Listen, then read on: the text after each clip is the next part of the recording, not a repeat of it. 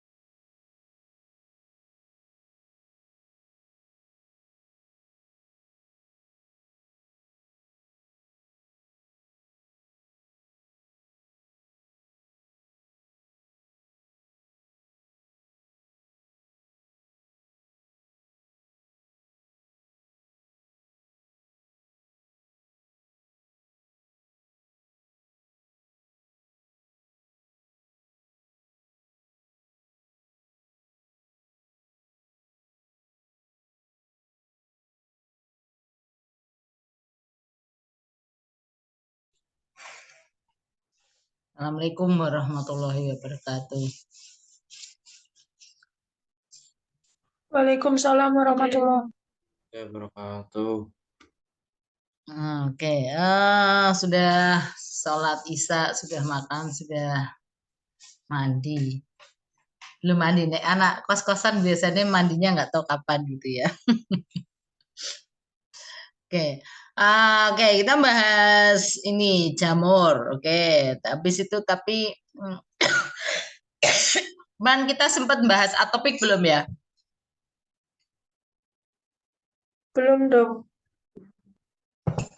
Habis jamur nanti aku pengen singgung atopik ya. Atopik itu kita banyak bersinggungan dengan atopik di bagian kulit. Jadi dan banyak kasusnya dan banyak untuk ujian OSCE. Jadi nanti perlu dibahas agak panjang lebar gitu ya. Oke, jamur tadi PV udah, Candida Candida itu sebenarnya bukan jamur superficial. Jadi yang jamur superficial biasanya kan ada 3, PV, Candida, sama tinea. Tapi sebenarnya Candida itu bukan superficial, dia intermediate ya. Dia intermediate sehingga dia tidak hanya di permukaan kulit aja, dia bisa di otak, di paru, di mana-mana di dalam badan, di usus ya. Sehingga terapinya juga lebih susah. Dosisnya lebih tinggi dari kalau kita terapi PV maupun tinea, jadi dosisnya 2 kali lipat. Normal Candida itu sama dengan Malassezia furfur sebenarnya, dia ada dalam kondisi normal di permukaan kulit sebagai jamur komensal ya, dia dalam kondisi normal ada tapi tidak dalam kondisi patologis, sehingga asal tubuh kita dalam kondisi imunitas bagus, tidak banyak menggunakan bahan-bahan yang bisa membunuh banyak saingan Candida, itu fine-fine aja. Tapi begitu kondisi imunitas ngedrop kayak orang-orang HIV itu ya, terus kemudian kita banyak mungkin konsumsi lagi pas terapi antibiotik, terapi imunosupresi kayak prednison, kortikosteroid, atau imunosupresan pada pasien-pasien autoimun ya, itu dengan sendirinya nanti kandidanya akan bertambah kuat sehingga dia menjadi patologis. Nah, itu yang perlu kita waspadai. Jadi pada orang-orang yang memang rentan, misalnya orang-orang dengan diabetes, orang-orang gemuk, orang-orang dengan imunitas gak bagus, orang-orang HIV, orang-orang dengan terapi antibiotik jangka panjang, itu kita selalu harus mewaspadai kemungkinan timbulnya kandida gitu ya. Jadi kalau nanti kamu praktek atau di klinik, pasien-pasien itu ya diwaspadai. Jadi ditanyai keluhannya, kalau nanti ada keluhan-keluhan di kulit terutama itu disuruh disampaikan ya pasien. Khasnya pada Candida adalah apa? Lesi satelit ya. Lesi satelit itu tanda khas untuk Candida. Jadi kalau awalnya mungkin bukan Candida, awalnya misalnya ruam popok atau awalnya dermatitis kontak alergika pada ketiak, atau awalnya hanya dermatitis intertrigo pada lipatan-lipatan. Tapi setelah dia ketumpangan jamur Candida yang tadinya hanya eritem biasa, kemudian dia akan timbul bintik-bintik lesi satelit di sekitarnya. Itu kamu perlu harus waspadai kalau sudah mulai ada bintik-bintik merah di sekitar lesi. Ya, nanti kamu coba lihat gambar Candida kutis itu kayak apa ya. Terus terapinya apa? Terapinya anti jamur pasti ya. Anti jamurnya yang dianjurkan sebenarnya itrakonazol dan flukonazol. Cuman itu mahal, obat-obat itu mahal. Jadi sekarang di Indonesia terutama BPJS kita pasti menggunakan ketokonazol. Ketokonazol sebenarnya sudah tidak dianjurkan lagi oleh pihak di buku-buku dermatologi atau di jurnal-jurnal sebenarnya sudah tidak dianjurkan karena kemungkinan hepatotoksiknya itu. Tapi ya gimana ya, orang di BPJS adanya obat itu dan obat yang lainnya mahal dan tidak masuk dalam plafon BPJS. Kalau pasien umum biasanya saya berikan itrakonazol atau flukonazol. juga kalau BPJS ya terpaksa ke toko nasol. Nanti kalau misalnya ternyata pakai ke toko nasol dia kambuh lagi, biasanya baru masuk ke Itrakon nasal dengan izin dari BPJS karena setelah menggunakan ke toko nasal ternyata dia kambuh lagi, ya. Dosisnya 2 kali lipat, jadi kalau ke toko nasal kita main di 2 kali 1. Siapa ingat ke toko nasal tabletnya berapa miligram? Dibuka aja audionya, buka semua aja, jadi bisa kita diskusi, aku bukan ceramah kayak 200 kemarin. miligram. Ya, 200. Kalau Itrakon nasal berapa miligram? Ayo Dela buka, Abrin buka, Dewi buka. Ayo buka aja. Atau kamu lagi pengajian di rumah jadi berisik gitu enggak? Tempat kos-kosanmu berisik. Kamu kos semua atau kecuali 2 orang yang Semarang tadi. Ya. Yang lainnya kos. Ayo apa? Itra berapa miligram? 100 miligram. 100. Pak flukonazol berapa miligram? 50. 50 sama berapa? Ada 2. Satu lagi. Cari toh di Google-mu toh. 150 dok. 150 ya. Yang sering kita pakai isi 150 ya. Oke, jadi kalau tinea biasa atau PV 1 kali 1 ke toko nasalnya maupun Itrakon nasalnya. Tapi kalau Candida pakai main di 2 kali 1 ya. Topikalnya sama pakai anti jamur, terserah mau golongan-golongan azol. Ya, banyak miconazol, clotrimazol, ketoconazol, thioconazol. Tapi bisa juga menggunakan topikal nistatin. Ya, salep nistatin, mikostatin itu merek patennya. Ya, nistatin itu khusus untuk Candida dok, tidak bisa untuk lainnya. Ya, kalau golongan azol bisa PV, Candida, tinea. Kalau nistatin khusus hanya untuk Candida saja. Ya, oke. Oke, Candida ini biasanya kan eritem, terus ada bintik-bintik lesi satelit. Nah, kalau udah diterapi sembuh itu dia biasanya meninggalkan bercak-bercak hipopigmentasi. Kayak panu, persis banget panu yang putih-putih itu, ya. Jadi kalau misalnya yang sering gini kita kadang-kadang ketemu bayi punggungnya ada bercak-bercak putih gitu ya. Tapi di sekitar lehernya kok merah-merah ya, bercak-bercak merah, makula, papula, eritem, tapi di luarnya di punggungnya putih-putih. Nah, itu biasanya Candida tapi sudah sembuh. Ada beberapa orang yang Candidanya bisa sembuh sendiri dengan perbaikan imunitas, dengan perbaikan kondisi higiene sanitasi pada bayi-bayi itu biasanya bisa akan menyembuh sendiri walaupun masih ada sisa-sisa di leher, di ketiak, di selangkangan. Tapi yang di punggung-punggung yang bisa di angin-angin biasanya dia sembuh. Nah, bercak-bercak hipopigmentasi itu yang tertinggal. Apakah hilang? Hilang nanti dengan bertambah waktu dan dia tidak kambuh-kambuh lagi, biasanya dia akan hilang hipopigmentasinya. Ya, kalau pada bayi kita nggak pakai obat-obat oral. Ya, kalau pada bayi biasanya saya hanya topikal aja, golongan terserah mau miconazol, mau ketoconazol, mau nistatin terserah. Ya, sehari 2 kali selama kira-kira seminggu, 2 minggu biasanya. Candida. Oke. Tinea itu kalau yang kemarin yang di anak-anak kita bahas hanya tinea capitis, tapi sebenarnya pembagiannya kan banyak ya. Tinea itu terutama yang ada pembagiannya lagi itu di tinea capitis, tinea pedis dan tinea unguium.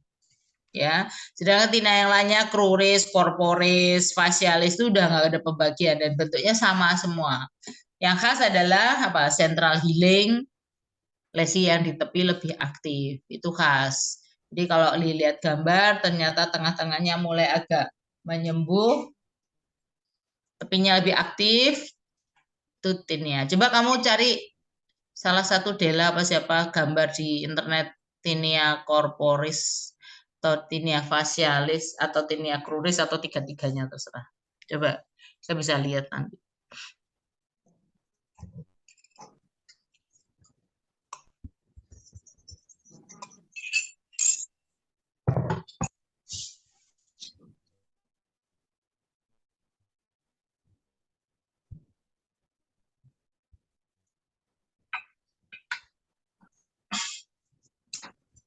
Nah, ini tinea corporis. Kadang-kadang tidak selalu benar-benar yang tepinya aktif, tengahnya central healing kayak yang bawah kanan. Tapi kadang bisa yang kayak atas, yang kiri atas. Ya, yang kiri atas itu kan kayaknya full itu. Tapi kalau diperbesar biasanya memang tepinya lebih aktif. Ya.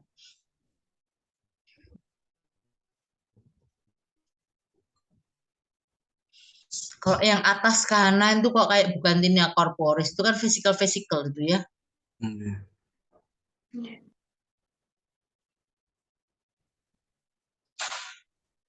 Coba turun ke bawah lagi tuh, ada nggak contoh-contoh lain? Itu yang corporis.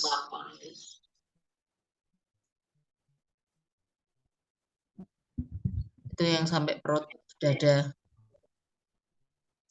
tengah itu ya yang kena itu. Yang hitam itu loh. Nah, itu bisa ya. Biasanya sampai gitu. Jadi dari cruris terus biasanya naik-naik sampai ke perut, sampai ke atas-atas. Ini udah lama banget kalau ini pasti tahunan itu. Ya. Ya. Itu yang tengah juga bagus tuh ya. Di tangan, di lengan. Ya. Kalau itu kan kelihatan tepinya lebih aktif ya.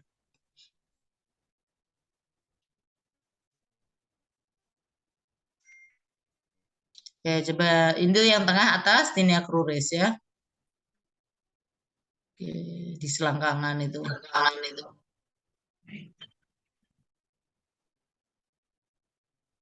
Tinea facialis coba cari.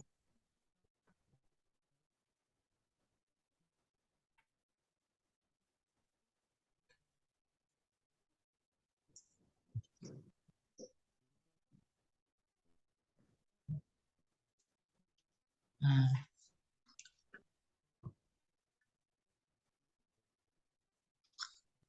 Bentuk seperti itu tuh sering sekarang aku lihat pasien-pasien yang punya kucing. Ya, tineanya keturunan dari kucing. Kecil-kecil, bentuknya bundar-bundar, seser, bundar bulat gitu, tapi lebih aktif, tapi kecil, nggak lebar-lebar. Jadi akut tuh biasanya 3 minggu 1 bulan gitu. Ya itu nanti kalau lihat kayak begini jangan lupa anamnesis punya ingon-ingon kucing enggak.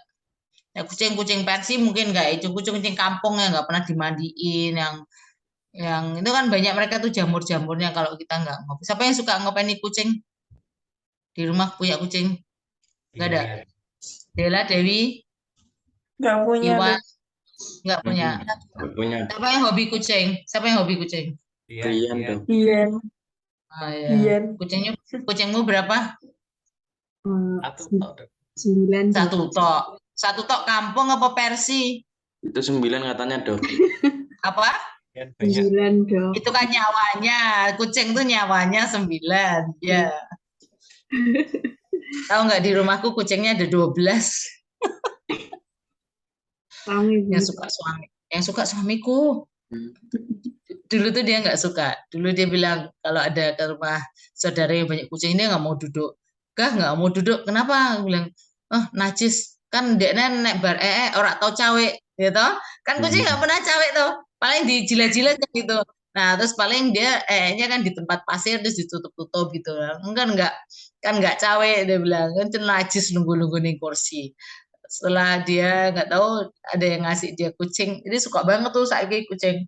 Wah, kucingnya banyak banget 12 mana gitu kan akhirnya udah pernah dikasih-kasihkan orang. Tapi ya masih banyak 12. Sekarang ada yang terbaru tuh 4 cilik-cilik masih baru lahir.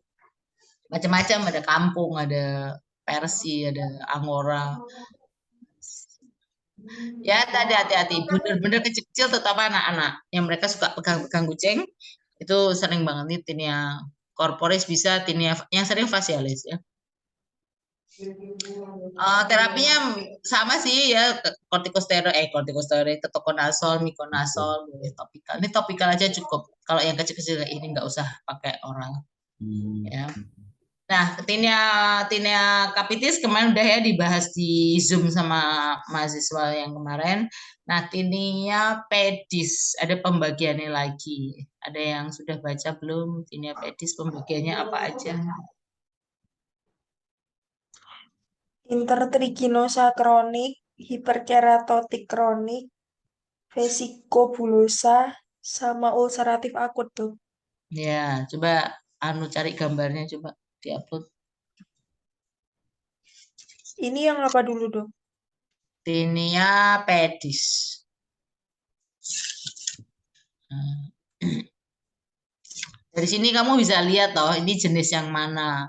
Kayak yang atas sendiri kiri itu kan diselajari, berarti itu masuk mana? Intertrichinosa kan? Iya. Ya, sama dengan yang bawah, itu bawah tengah. Kalau yang bawah kiri itu apa? Yang Bawah kiri, ya, itu kan penebalan tuh. vesikobulosa. Enggak, kalau yang kanan nih yang mbok ketik terus ada gambarnya di sebelah kanan itu termasuk yang hiperkeratosis ya, moccasin foot itu loh. Nah, terus vesikobulosa itu biasanya ada kayak melenting-melenting di bawah telapak kaki. Itu bisa itu yang gambar. Ini bisa juga, tapi biasanya khas kok kelihatan kayak kalau orang Jawa bilang namanya rangen. Jadi kayak bolong-bolong, bunder-bunder, jadi kayak dimakan ngengat bentuknya. Jadi vesikobulosa, intertrichinosa, dan hiperkeratotik. Ini tinggal dilihat aja. Kalau yang kanan itu termasuk apa tuh? Ini pedis yang apa?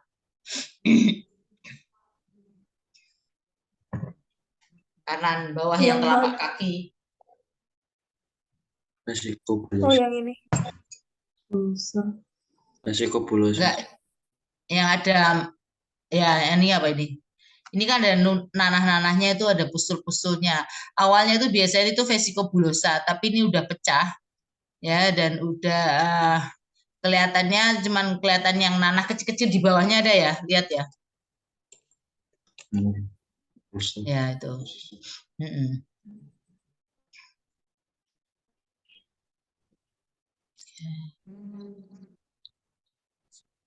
Nah, tinea pedis, tinea capitis, dan tinea unguium itu harus pakai obat topikal maupun oral ya, harus oral. Kalau tinea kayak facialis kayak yang kena kucing tadi itu kita pakai kecil-kecil kita pakai topikal aja cukup. Tapi kalau tinea capitis, tinea pedis dan tinea unguium itu harus pakai obat minum ya, karena dia nembusnya agak susah. Dia harus pakai obat minum. Ya. Kalau tinea pedis seperti dosis tinea pada umumnya ya. Kalau ketokonazol 1x1, kalau gisofulvin 1x500, itrakonazol 100 mg, flukonazol 150 mg. Kan harganya beda-beda ya. Ketokonazol itu satu biji kalau nggak salah 900 apa 1.000 rupiah satu biji. Kalau itrakonazol 12.000. Kalau flukonazol 28.000. Jadi beda jauh. Ya. Jadi kalau nyanda pakai ITRA sebaiknya pakai ITRA ya, itu yang ITRA dan flukonazol yang dianjurkan. Tapi kalau nggak nyanda kayak BPJS ya terpaksa pakai gisofulvin atau ketokonazol. Ya. Topikalnya sama ya, golongan azol. Sekarang tinea unguium atau onychomycosis. Sebenarnya beda. Onychomycosis itu adalah kelompok penyakit-penyakit jamur kuku. Nah, jamur kuku ini kan tidak selalu tinea, bisa candida, bisa actinomycosis, bisa macam-macam. Tapi kelompok jamur kuku namanya onychomycosis. Tapi kalau tinea unguium itu udah jelas penyakit jamur kuku yang disebabkan oleh tinea. Tinea itu di atas 3 jenis jamur, masih ingat? Epidermophyton, apalagi? Trichopiton. Apalagi? Satu lagi?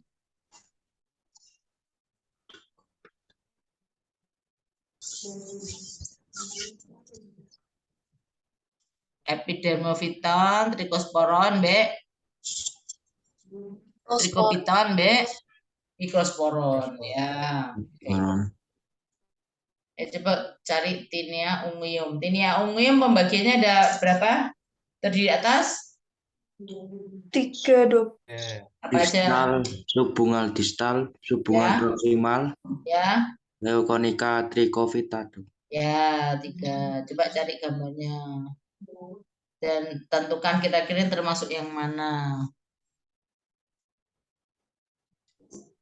Itu yang hello sehat itu, kuku tengahnya, itu masuk mana kira-kira? Yang subungual distal, subungual proksimal atau Leukonychia? Itu yang rusak, paling rusak mananya? Proksimalnya apa distalnya?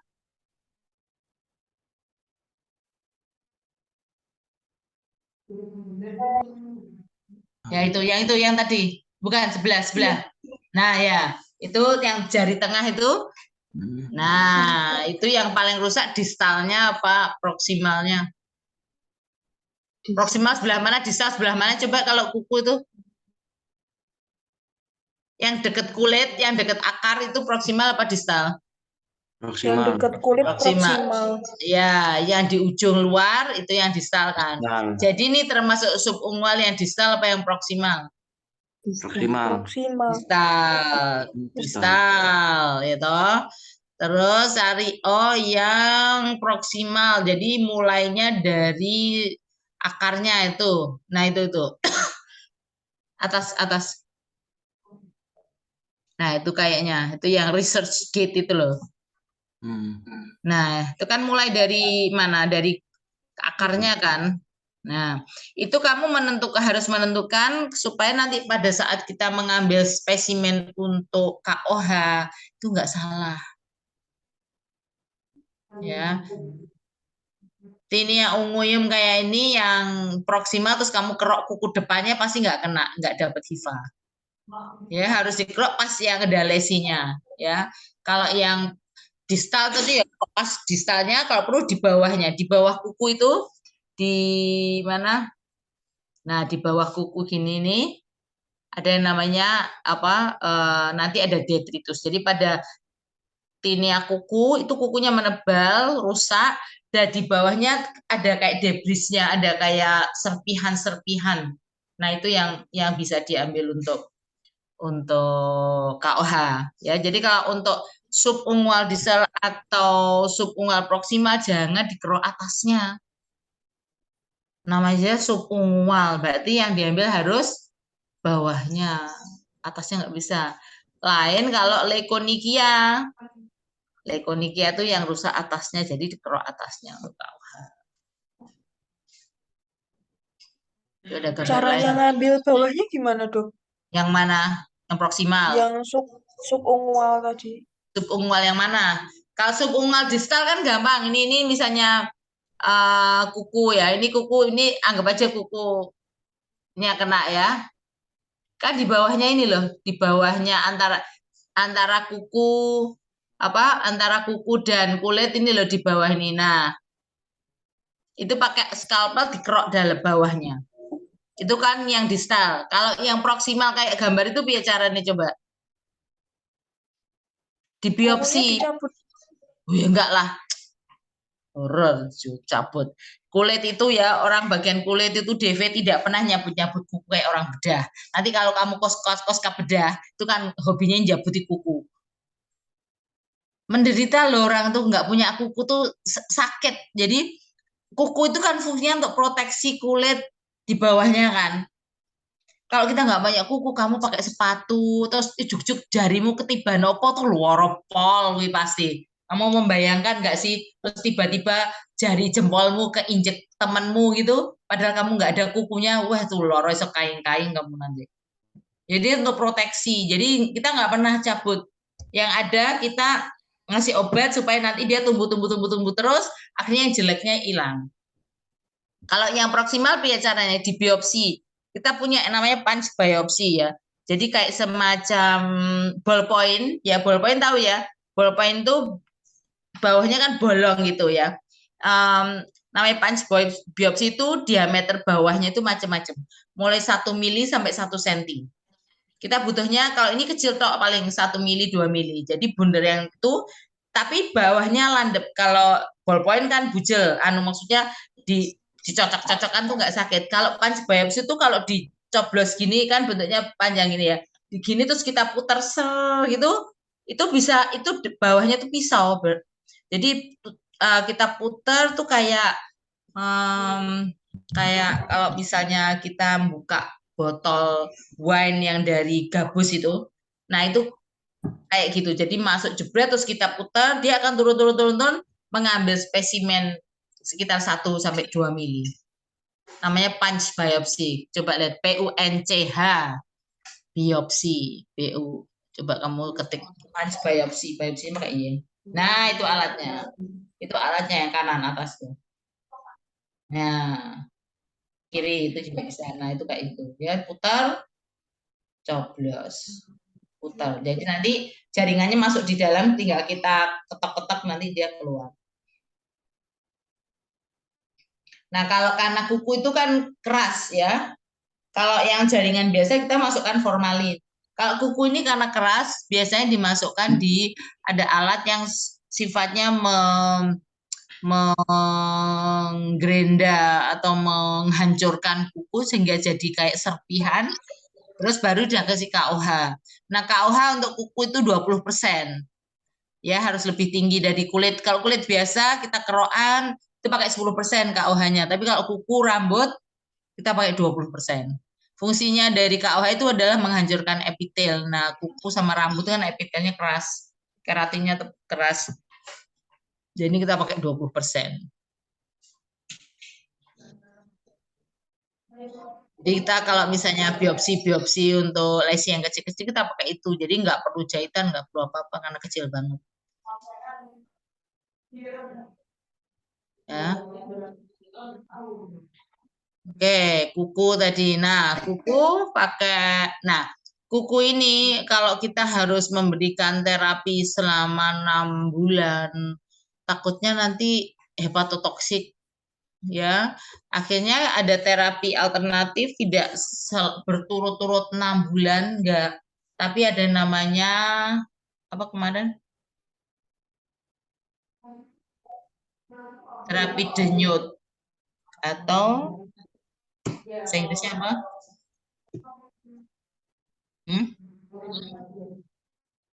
Apa?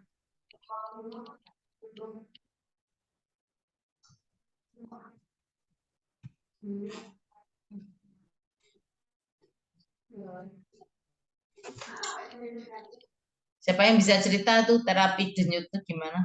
Pakainya itrakonazol.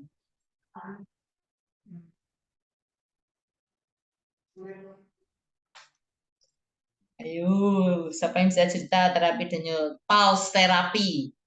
PULSE, pulse terapi atau terapi denyut. Coba gimana caranya?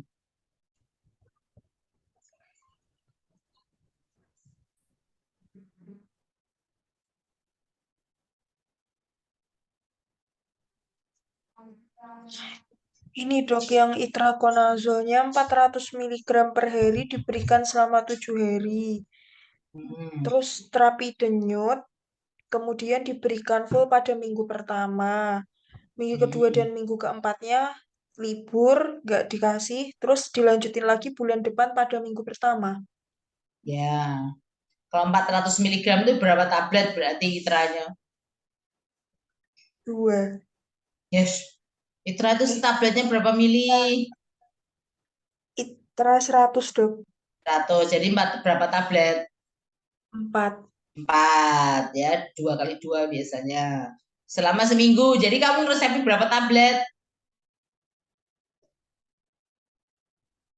Di resepnya itu loh, kamu kan resepi pasien itrakonazol toh. Selama seminggu tuh mbok resepi berapa biji berarti? 14. 28. 28. 28. Hitung ya, 28 kali 12.000. Berapa? 56. Itu yang generik, ya kan? Itu yang generik. Kalau yang paten harganya 20.000. 20.000 ping 28 berapa? 700. Ya, 70 atau 700? 700 atau 70? 700. 700.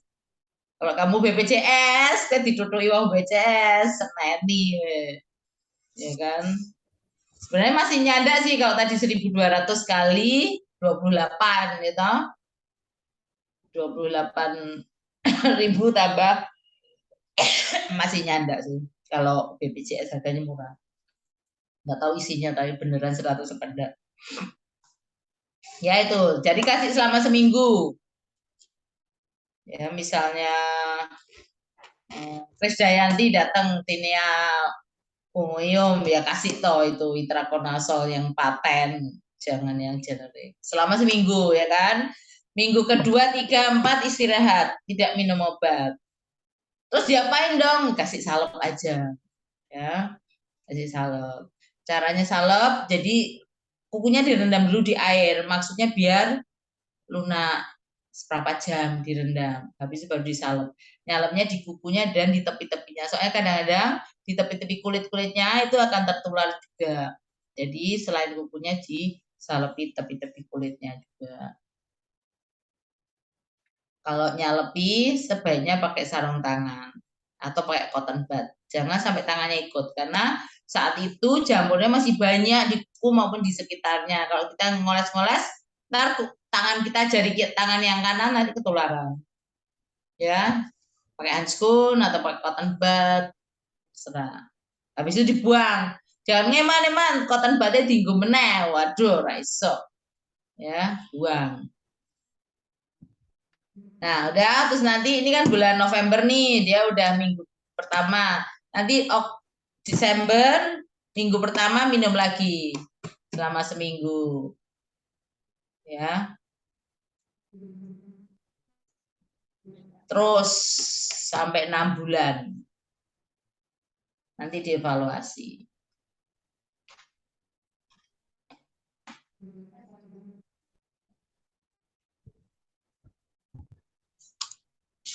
Biasanya 6 bulan lumayan mulai tumbuh bagus. Tapi nggak boleh terlena. Kadang-kadang, 6 bulan selesai, berhenti nggak bisa. Terus sampai benar-benar habis tuh kuku yang jeleknya. Biasanya kalau pengalaman aku kemarin 12 bulan kayaknya baru selesai. Walaupun teorinya bilang 6 bulan.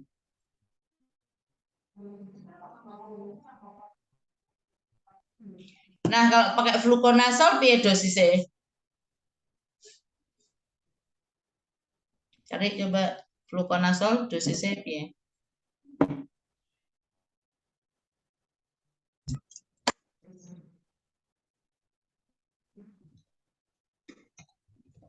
Kalau fluconazole 150 mg 1 kali seminggu selama 6 bulan. Ya, lebih enak lagi kan? Jadi saya biasanya kalau yang kalau itu kan harganya 28.000 tuh satu tablet. Itu kalau generik. Kalau yang paten tahu harganya satu. Di Flukan 100.000 satu biji. Mantap lah ya. Seminggu satu, tapi kan enak tuh seminggu satu minumnya. Jadi kalau yang pasien BPJS biasanya saya lebih prefer pakai fluconazole, lebih tidak rumit. Ya, harganya 28.000, jadi saya hanya bisa ngeresepi 2. Jadi 2 minggu dia datang kontrol, 2 minggu datang kontrol, 2 minggu datang kontrol. Atau kalau enggak dia milih, wah males dong gue mau sebulan aja ya, berarti yang 2 kamu harus beli sendiri resepi, dia beli sendiri di luar, terserah. Yang penting pokoknya seminggu sekali, kan enak itu, ya kan, asal jujuk lali, us lewat pirang-pirang, wah aku jebule lali tuh ngombe obat, nah diingat, dia suruh mengingat-ingat atau nulis di tanggalan, misalnya setiap hari Senin atau setiap hari apa minum obat. Nah, soalnya lama selama 6 bulan. Ya, tapi kan convenient ya, lebih enak untuk pasien.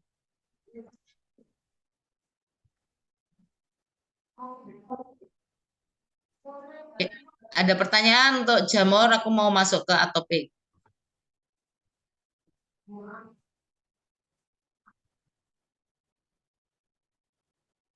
Sementara belum ada. Oke, udah paham ya. Coba di atopik yang kemarin gambar untuk pipi bayi udah tahu ya. Kayaknya udah ada gambarku. Orang coba cari tanda-tanda atopik di wajah. Jadi wajah orang atopik dicari yang ada gambarnya kayak Denny Morgan line, ada hiperpigmentasi infraorbita, ada cheilitis, ada pterasis alba, ada apa lagi?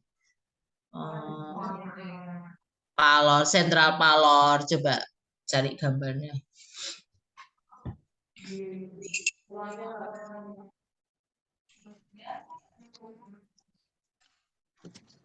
Bentar, aku ambil minum.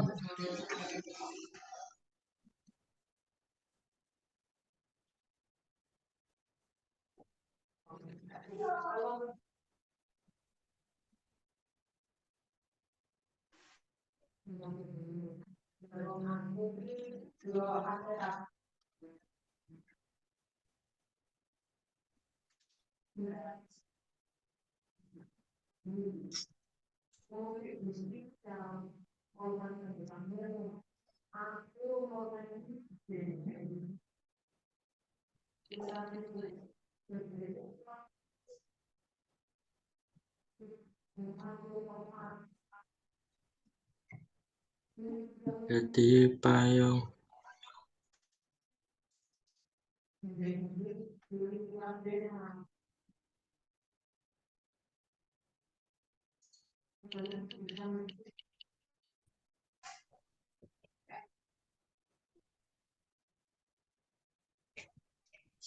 Ada yang orang Jawa Barat? Enggak ada, ini Jawa semua deh, Jawa Tengah ya.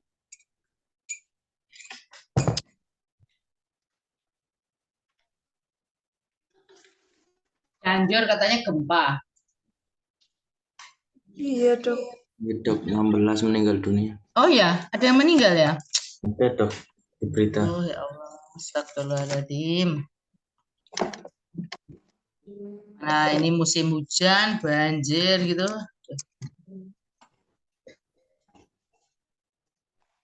Udah dapat gambarnya?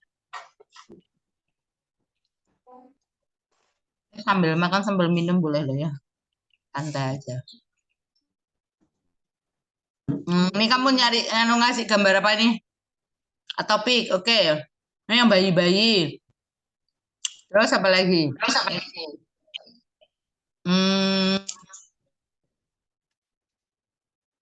Coba atopic face ya, atopic face. Atopiknya pakai C, ATOPIC, face.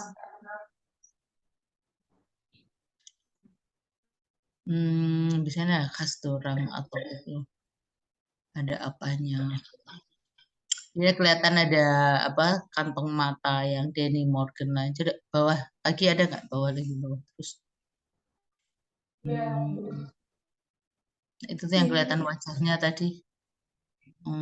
Atas sedikit tadi. Ya itu tuh lumayan ya, yang kelihatan matanya toh. Nah itu ada kantong mata kan, sama hiperpigmentasi. Yang kanan kan ada di hiperpigmentasi. Ya khas banget orang mata panda itu orang atopik. Kalau kamu merasa, duh mata gue bawahnya hitam-hitam, nah itu pasti orang atopik. Atau kantong matanya tebel itu ke atopik. Pak Yudhoyono SBY itu atopik banget.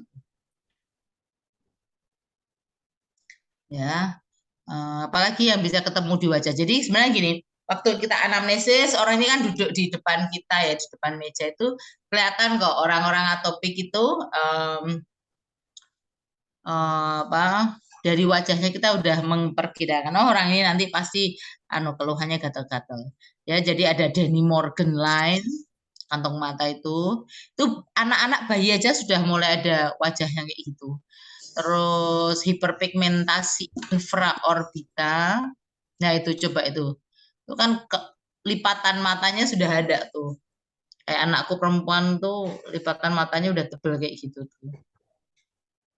Mau diapakan coba? Mau di krim nggak bisa.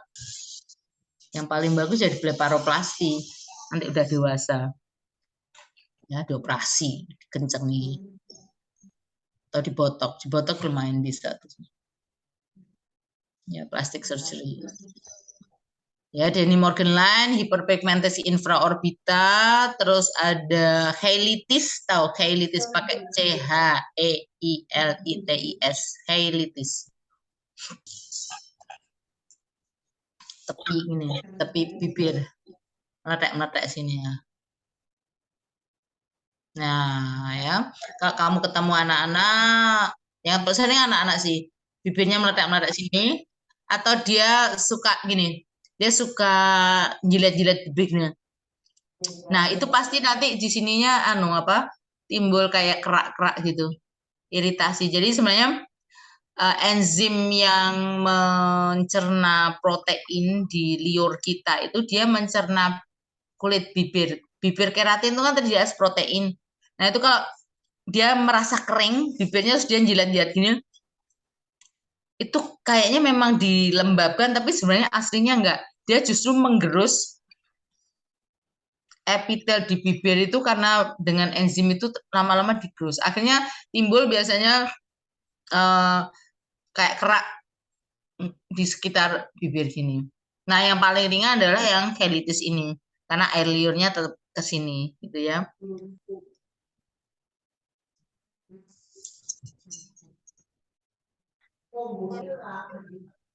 Terus coba pityriasis alba pada wajah.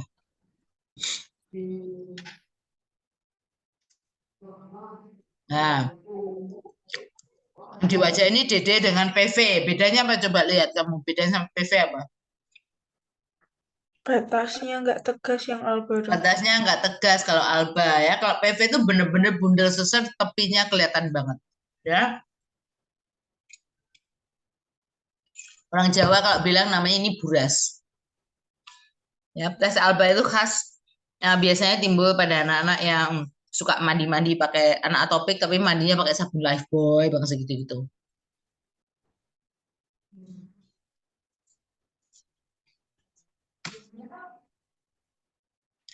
Terus ada lagi biasanya apa? Apa lagi di wajahnya? Oh, di tangan ada keratosis pilaris, coba cari.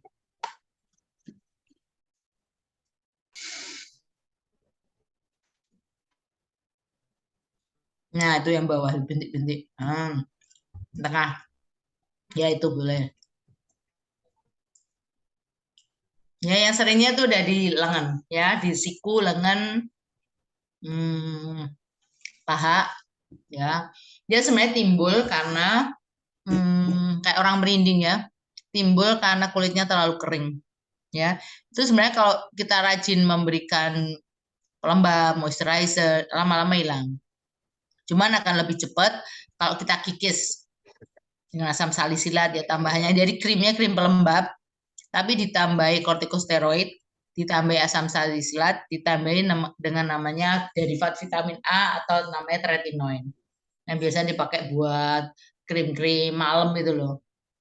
Itu akan cepat dikis. Memang nanti akan mengelupas banyak ya. Orangnya harus dikasih tahu ini nanti ngelupasnya banyak. Ya, tapi akan cepat halus.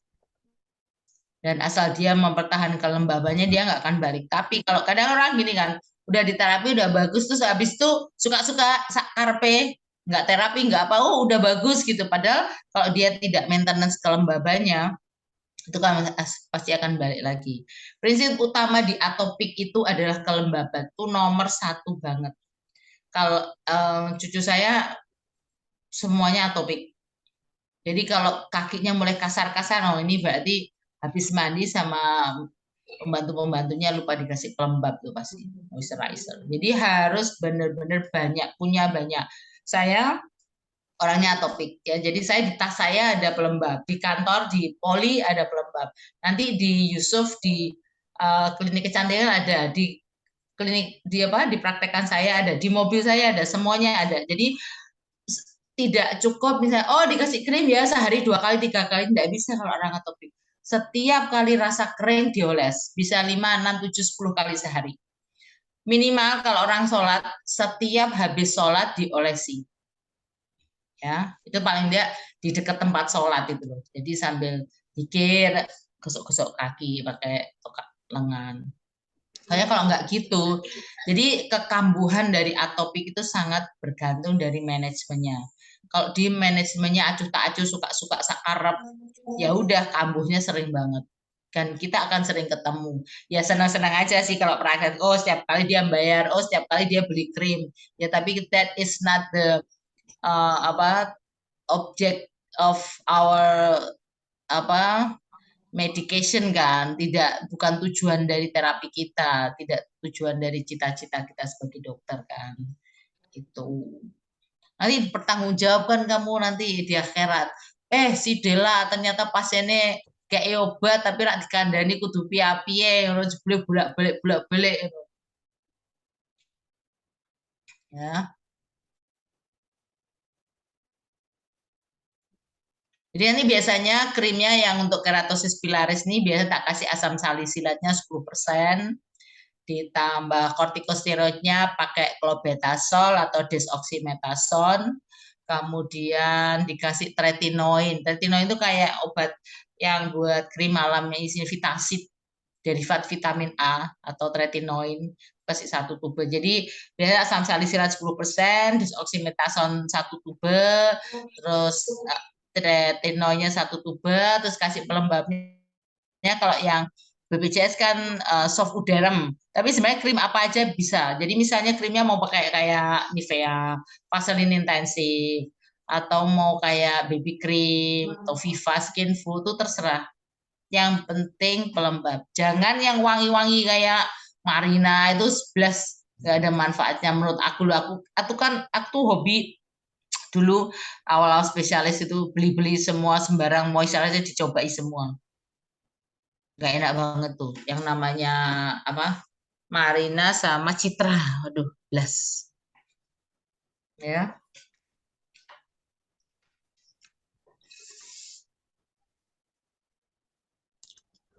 Biasanya butuh kit ini kalau keratosis pilaris biasanya 6 bulan sampai 1 tahun tuh baru halus. Mau cepet lagi di peeling, chemical peeling.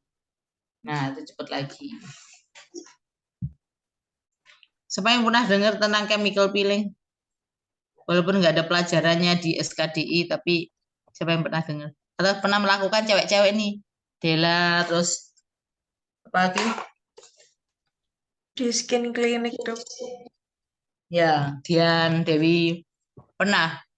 Chemical peeling di klinik skincare gitu pernah ya? Pernah. Kamu dipiling apa? Dipiling pakai apa? Chemical peel-nya? Udah lama, Dok, lupa. Kalau gitu nanya, aku dipiling pakai apa? Karena pilihannya banyak. Kalau untuk jerawat, biasanya pakai yang asam salisilat. Tapi kalau pakai karena pengen cerah, pengen halus, pakainya glycolic acid. Ya, atau yang lactic acid atau yang malic acid.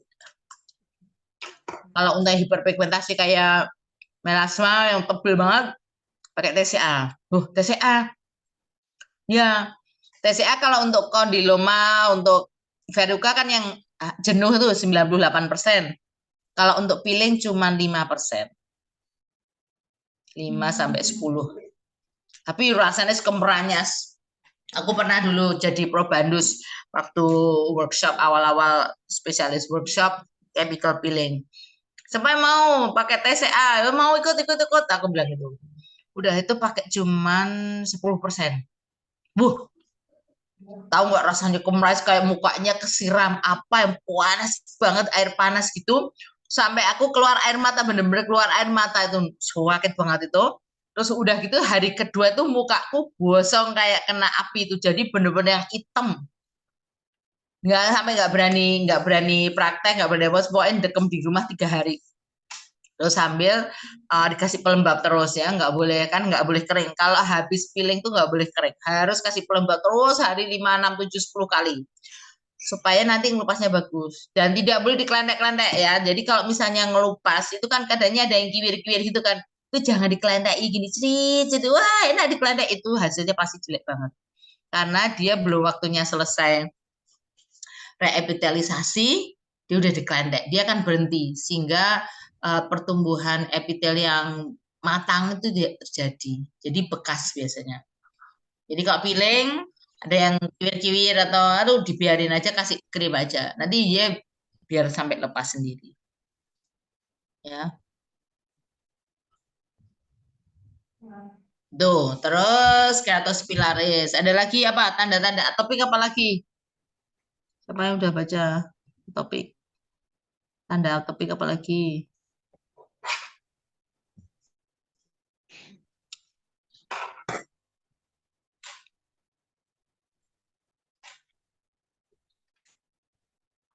Ada pemeriksaan lab bisa mendukung nggak? Apa yang meningkat dari pemeriksaan labnya pada orang atopik? IG apa? IgE. IgE. Ya, orang atopik itu pasti IgE-nya tinggi. Makanya dia gampang alergi. Apa-apa gatal. Ya, nomor 1 keluhan orang atopik itu adalah gatal tanpa ada apa-apa. Jadi awalnya gitu biasanya gini. Dia keringetan, habis olahraga tuh keringetan. Gua atau orang atopik itu tidak tahan dengan keringatnya sendiri. Jadi anak atopik kalau olahraga itu harus selalu sangu kaos baru, harus sangu anduk, kalau perlu tisu basah dilapis semua. Kalau masih ada sisa keringat dia pasti pengen garuk gatal banget. Ya, dia nggak tahan sama keringatnya sendiri. Dia nggak tahan sama hawa yang terlalu dingin. Tapi dia nggak tahan juga sama hawa yang terlalu panas. Ya, dia nggak tahan bahan-bahan kimia. Jadi saya selalu kalau ada atopik, pasiennya nggak boleh kasih apa bajunya, pewangi, pelembut, semprotan setrika. Itu bahan kimia yang tertinggal di baju. Lain dengan deterjen, masih lumayan. Deterjen itu dicuci, bisa dibilaskan, digebyur air banyak-banyak sampai dia habis.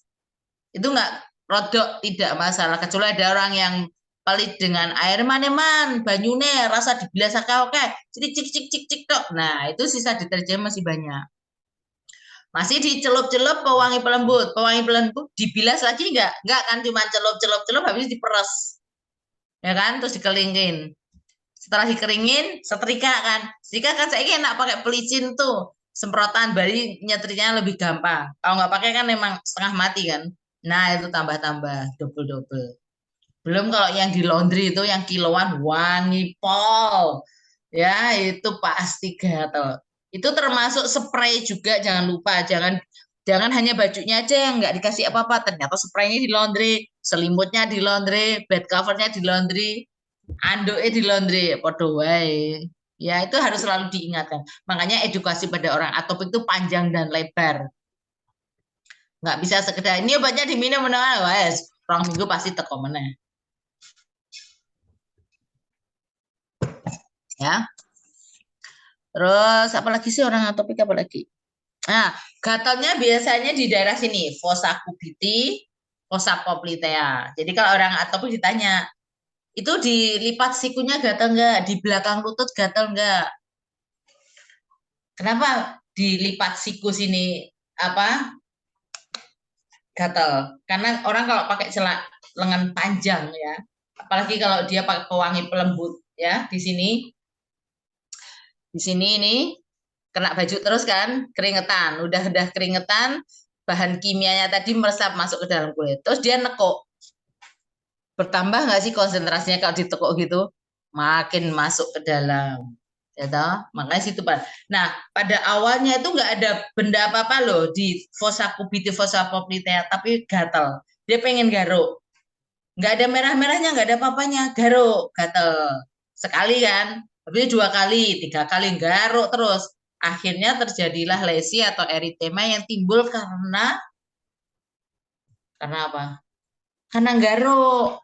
Kalau dia bisa menahan diri tidak nggaruk, nggak akan merah-merah. Jadi lesi-lesinya atopik yang merah eritem-eritem itu kebanyakan sebenarnya karena dia nggaruk. Nonsen kalau saya nggak pernah garuk dong, nggak pernah garuk. Nggak mungkin. Orang atopik itu nggak ada yang tahan nggak garuk. Ya pasti garuk. Kalau saya gitu nggak, pas ini ngel itu aku nggak mendebat ya sakaremu lah, wong aku luwih ngerti kok. Gitu kan, jarke we. Tuh, fossa covitea, fossa poplitea.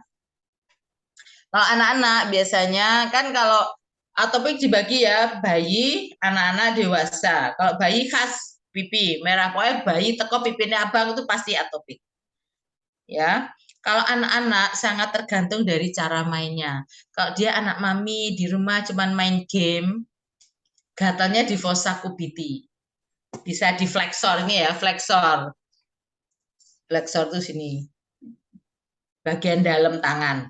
Flexor itu bagian yang menekuk saat kulit lengan kita naik. Ya. Tapi kalau anaknya suka main di luar, di rumput-rumput, di got-got, di pasir-pasir, di lapangan, gatalnya sebelah mana coba? Dia banyak gelundung-gelundung di pasir, gelundung-gelundung di rumput-rumput, anak luaran, lebih gatal di mananya? Flexor apa ekstensor? Ekstensor. Ekstensor. Karena orang tuh kalau berdiri ya, tangannya kan ini, tangannya gini, mepet di badan, terus lari-lari ke sana kemari, gelundung-gelundung. Nah, yang kena di rumputnya, yang kena di pasir-pasirnya, itu adalah bagian ekstensornya. Fleksornya terlindungi karena dia mepet ke badan. Makanya pada anak-anak kalau ada kemungkinan katanya bisa di flexor, bisa di ekstensor. Kalau di ekstensor biasanya kalau apalagi udah dewasa, biasanya kayak tukang batu, orang yang banyak kerja di luar ya, terpapar bahan-bahan kayak debu-debu itu biasanya lebih di ekstensornya. Fleksornya bersih, relatif bersih. Ya kita bisa lihat dari kebiasaan orang itu dari lesi-lesi yang timbul di badannya. Ya.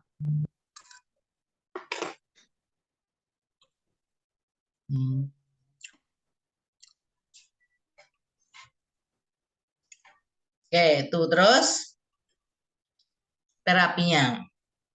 Yang penting nomor satu seperti yang saya sebut tadi, yang penting ada pelembapan. Nomor satu. Kita mau pakai terapi oral, topikal, pakai macam-macam, tapi kalau dia di rumah tidak bisa mempertahankan kelembapan, pasti akan kambuh-kambuh terus. Saya bisa kok pasien kontrol tak raba tangannya, itu masih kurang. Dia masih gatel, masih ngeluh dan sebagainya. Ini hasil pelembabnya pasti kurang. Kan kelas 1 ya, kulit tuh. Dia rajin memberikan pelembab, sebelum berangkat dia ngasih pelembab, sama yang kering-kering itu kan rasa beda.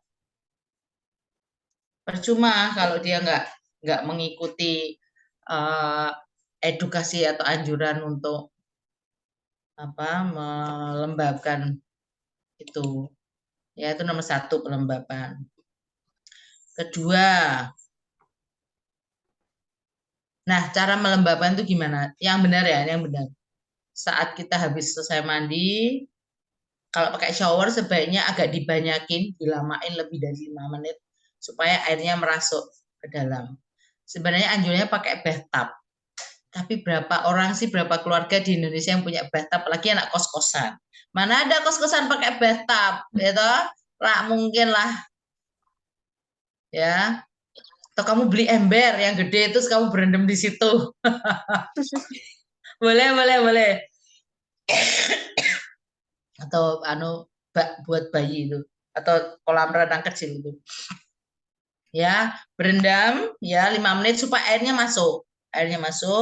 Bisa udah selesai anduan, langsung setelah anduan langsung dikasih pelembab. Jangan tunda-tunda. Kalau cewek kan biasanya gini, udah dandan, udah pakai baju, udah mau berangkat baru digosok-gosok tuh kakinya. Percuma, karena apa? Airnya udah menguap sejak yang tadi mandi udah 1 jam yang lalu, airnya udah menguap semua. Jadi kasih pelembab tuh percuma, hanya untuk memperbaiki bentuk luarnya aja, tapi bahwa dia mempertahankan kelembaban yang ada di dalam tuh nggak terlaksana. Ya, jadi setelah mandi airnya kan masuk ke dalam ini apa? Ke dalam kulit kan gitu. Nah, ini supaya terikat di dalam tidak keluar lagi langsung ditutup pelembab. Pelembab tuh ya fungsinya satu dia menutup supaya tidak terjadi penguapan, kedua kalau pelembab yang bagus dia bisa menarik molekul air dari udara masuk ke dalam situ. Ya, ada dua kegunaan dari pelembab yang bagus. Tapi minimal kalau tidak dia kalau tidak bisa mengambil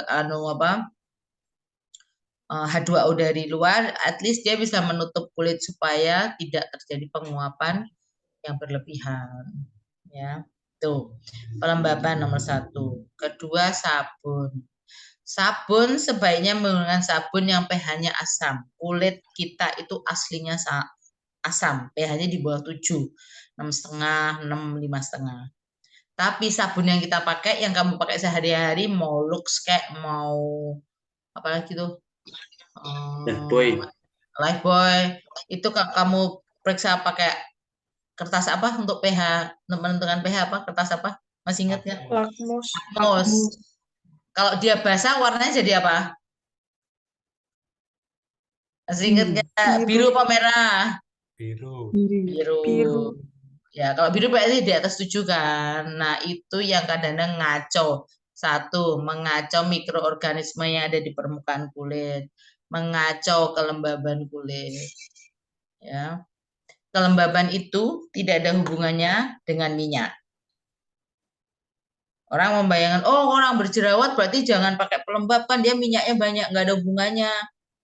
Yang satu mengikat cairan di dalam kulit, yang satu menghasilkan minyak yang melapisi permukaan kulit supaya dia lembut. Lain urusannya. Ya. Oke. Sabun cari yang pH-nya asam. Waduh, larang dok pH-nya asam kayak Sebamed itu. Ya, Sebamed itu 900 cc harganya 750.000. Mantap lah.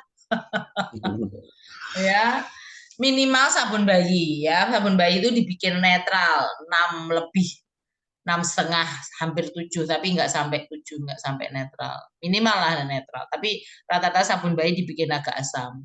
Minimal sabun bayi. Ya.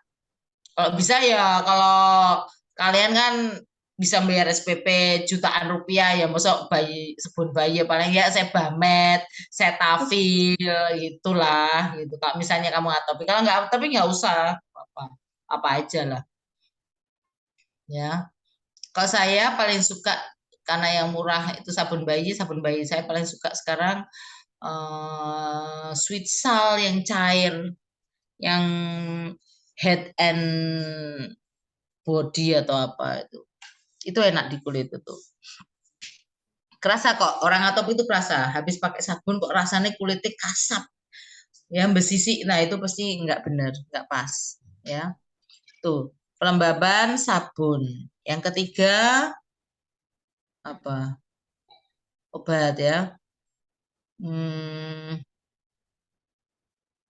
Obat minum antihistamin jangka panjang pasti.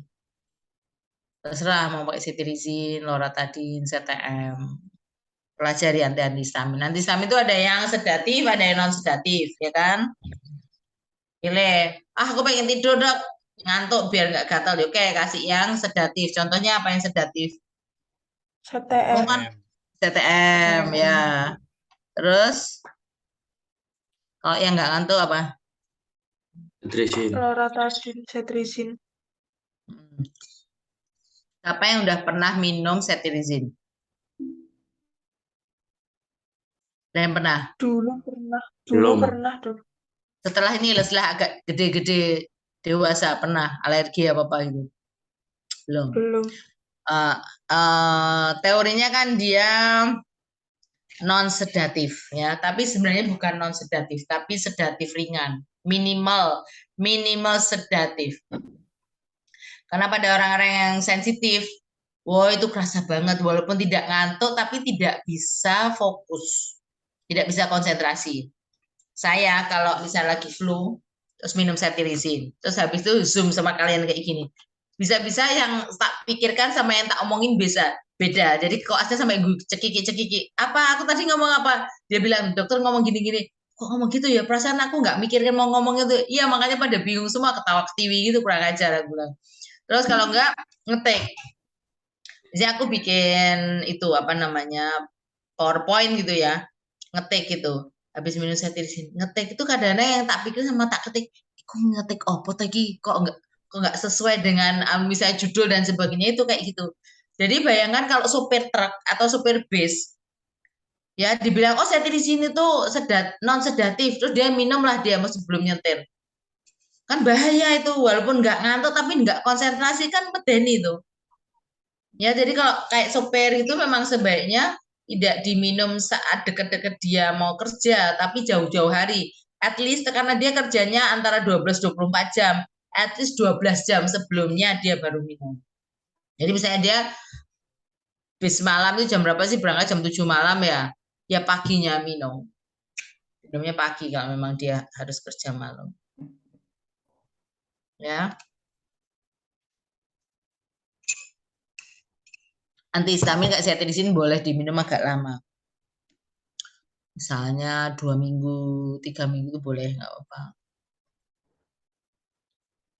Terus ada lagi kortikosteroid. Kita pakai kortikosteroid kalau memang pas lagi lesinya banyak dan parah. Jadi misalnya garuk-garuk tuh wah sampai kemana-mana, sampai bekas-bekas kabel menyenyeh gitu. Nah itu kita harus main kortikosteroid. Kalau enggak, kalau cuma pakai antihistamin tok tuh lama sembuhnya, ya. Biasanya kalau atopik yang akut, aku main di setengah sampai 1 miligram per kilogram berat badan. Selama seminggu toh, nggak perlu lama-lama. Kalau cetirizine bisa sampai 1 bulan, 2 bulan. Tapi kalau kortikosteroid jangan lama-lama. Seminggu cukup. 5 hari sampai 1 minggu cukup, jangan lama-lama. Ya. Topikal. Nah, topikalnya selain yang tadi pelembab, kalau lagi eksaserbasi akut, harus main kortikosteroid. Banyak dokter yang tidak mau menggunakan kortikosteroid takut nanti terjadi banyak side effect ya. Side effectnya pada kortikosteroid topikal bisa telangiektasis, bisa atrofi kulit, ya. Ada apalagi bisa hipopigmentasi postinflamasi, bisa jadi strie, ya. Makanya topikal kortikosteroid harus lihat-lihat. Kalau yang kuat, sangat kuat, maksimal 1 minggu. Tapi kalau udah dicampur dengan pelembab, misalnya dijadiin krim, oke, bisa sampai 2 minggu, 3 minggu, nggak apa-apa.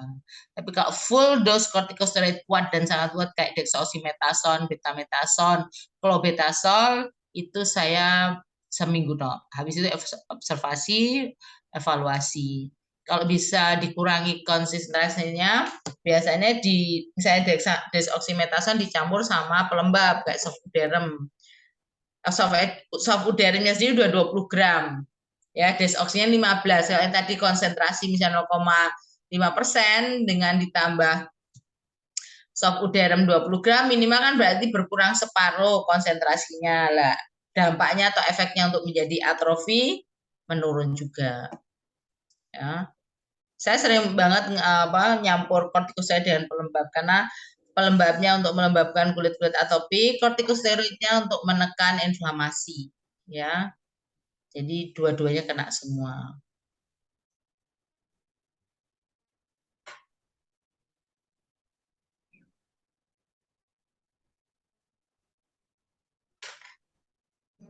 Orang atopik itu mudah infeksi. Jadi biasanya digaruk-garuk, terus jadi infeksi sekunder. Sering banget nanahan.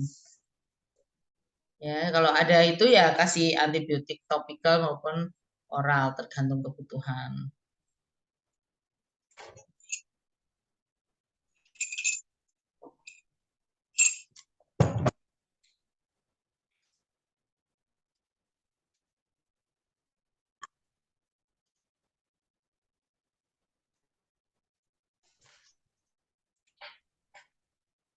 Oke, ada pertanyaan untuk atopik maupun jamur.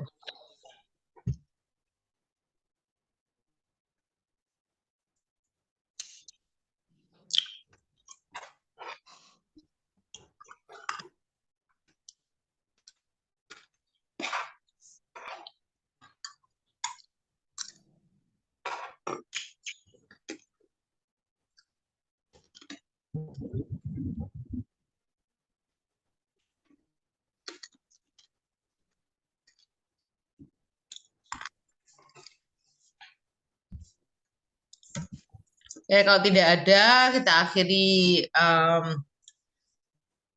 diskusi kita malam hari ini. Besok, kalau sudah siap kasus-kasusnya ya kita bahas, atau kamu serahkan ke aku dulu, boleh. Kita bahas malamnya, boleh. Ya. Makasih atas perhatiannya. Kita akhiri dengan baca hamdalah. Alhamdulillahirabbil alamin. Semoga semua yang kita bahas ini bermanfaat buat para koas maupun untuk diri saya sendiri. Assalamualaikum warahmatullahi wabarakatuh. Waalaikumsalam warahmatullahi wabarakatuh. Terima kasih, Makasih, dokter. Ya, selamat malam.